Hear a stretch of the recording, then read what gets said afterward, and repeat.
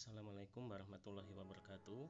Kita bertemu lagi di pertemuan yang kedua, tetap melanjutkan materi yang sebelumnya. Sebelum itu mari kita membaca ta'awudz. A'udzubillahi minasyaitonirrajim. Artinya, aku berlindung kepada Allah Subhanahu wa taala dari godaan setan yang terkutuk. Setan tidak akan berdaya ketika seseorang beriman dan bertawakal kepada Allah Subhanahu wa taala. Dilanjutkan dengan membaca basmalah. Bismillahirrohmanirrohim, yang artinya dengan menyebut nama Allah yang Maha Pengasih lagi Maha Penyayang. Baik, kali ini di pertemuan kedua kita akan belajar mengenai hadis terkait dengan menuntut ilmu. Tetap dalam pembahasan kita gemar menuntut ilmu dan mengamalkannya.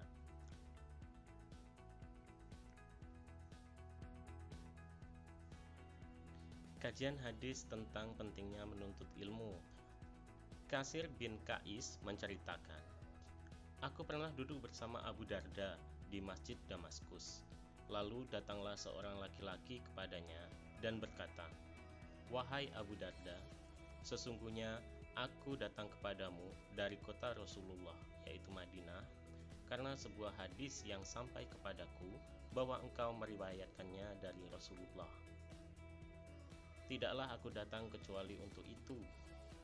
Lalu Abu Darda berkata, aku mendengar Rasulullah bersabda, barang siapa meniti jalan untuk menuntut ilmu, maka Allah akan mempermudah baginya jalan ke surga. Sungguh, para malaikat merendahkan sayap-sayapnya sebagai tanda kerelaan kepada penuntut ilmu. Orang yang berilmu akan dimintakan ampunan oleh penduduk langit dan bumi, hingga ikan-ikan yang ada di dasar laut. Dan sesungguhnya keutamaan orang berilmu dibanding ahli ibadah seperti keutamaan rembulan pada malam purnama atas seluruh bintang. Para ulama adalah pewaris para nabi, dan para nabi tidak mewariskan dinar dan dirham. Mereka hanyalah mewariskan ilmu. Barang siapa mengambilnya, maka ia telah mengambil bagian yang banyak. Hadis riwayat Abu Daud. Isi kandungan hadis. 1. Menuntut ilmu adalah kewajiban setiap muslim dan muslimah. Rasulullah memberikan jaminan kepada penuntut ilmu, yaitu dimudahkan jalannya menuju surga. Oleh karena itu, perjalanan menuntut ilmu adalah perjalanan yang amat mulia dan bagian dari jihad. Ketika seseorang wafat dalam perjalanannya menuntut ilmu, ia akan dimasukkan ke dalam golongan orang syahid. Kedua, para malaikat sangat senang apabila ada orang-orang yang gigih dalam menuntut ilmu.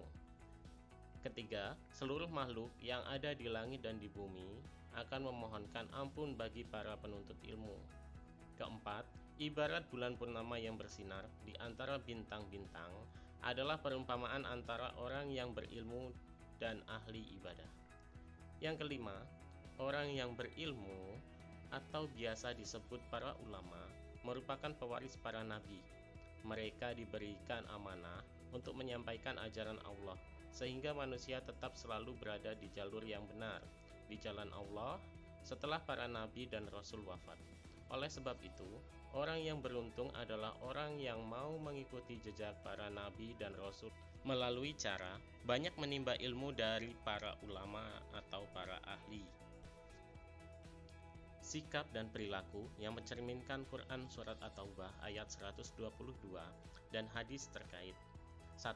Memiliki motivasi untuk menuntut ilmu sepanjang hidup karena bagian dari jihad fisabilillah.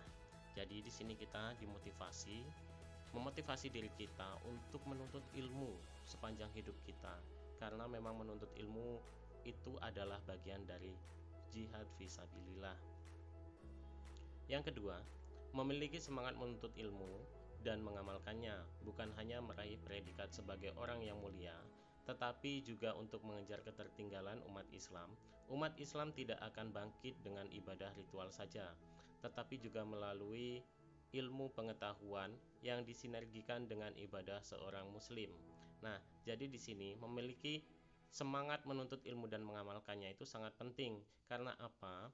bukan hanya meraih predikat sebagai orang yang mulia saja, tetapi juga untuk mengejar ketertinggalan umat Islam.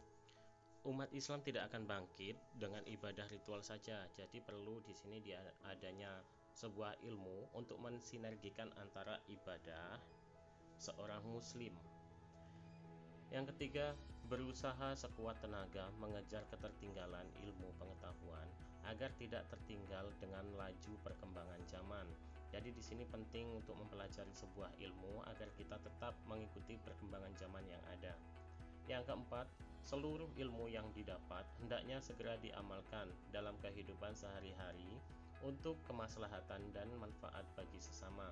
Allah sangat murka kepada orang yang memiliki ilmu tapi tidak mau mengamalkan ilmu yang dimilikinya. Nah, jadi di sini jelas bahwa kita kalau sesudah menuntut ilmu dan mendapatkannya, kita wajib untuk mengamalkannya. Yang kelima, menghindari sikap sombong dan bangga akan ilmu yang dimilikinya. Kepandaian yang dimiliki seseorang itu tidak ada apa-apanya dibanding ilmu yang dimiliki Allah yang maha luas. Jadi meskipun kita sudah berilmu, kita memiliki jabatan yang tinggi, tidak sepatutnya kita berperilaku sombong. Karena apa? Ilmu yang dimiliki Allah itu lebih luas, lebih kaya, tidak ada tandingannya. Kita bukanlah apa-apa, hanyalah hamba Allah semata. Alasan pentingnya menuntut ilmu. 1. Merupakan bagian dari ibadah. 2. Bagian dari jihad fisabilillah. Karena dengan menuntut ilmu berarti seseorang berperang melawan kebodohan, ketidaktahuan, keterbelakangan, dan kemiskinan. 3. Ditinggikan derajatnya oleh Allah Subhanahu wa Ta'ala. 4. Syarat diterimanya amal seorang muslim. 5. Ilmu yang bermanfaat memiliki pahala yang sangat besar. 6. Dimudahkan jalan menuju surga. 7. Akan didoakan oleh seluruh makhluk langit dan bumi. Oleh sebab itu, setelah kita mengetahui pentingnya menuntut ilmu, mari sama-sama kita gerakkan hati kita, memotivasi diri kita, karena dengan menuntut ilmu, kita dapat termasuk dalam golongan orang-orang yang jihad, serta menghilangkan kebodohan, ketidaktahuan, keterbelakangan, dan kemiskinan. Kemudian kita juga ditinggikan derajatnya oleh Allah Subhanahu wa Ta'ala.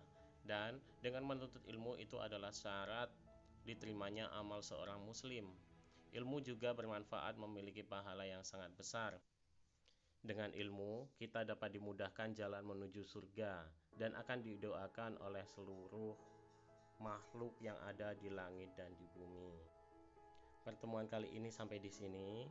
Tugas di pertemuan 2 adalah membuat resume atau ringkasan mengenai materi yang telah kalian ikuti pada pembelajaran daring kali ini.